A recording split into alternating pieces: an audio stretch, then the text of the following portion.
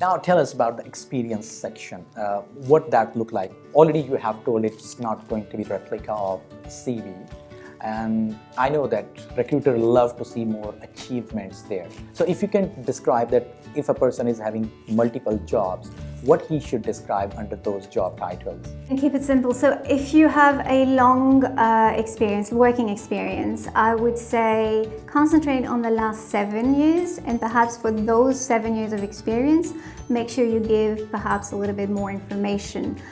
If you go further down, anything above 10, I would say simply put the name of the company, the title, and not much more. Right. Because whatever title you had and whatever task you did, you have acquired them technically. So you don't really need to go into detail with regard to that.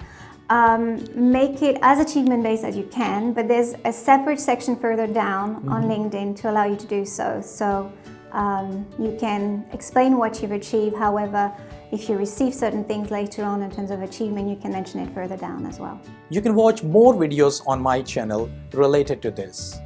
Thank you.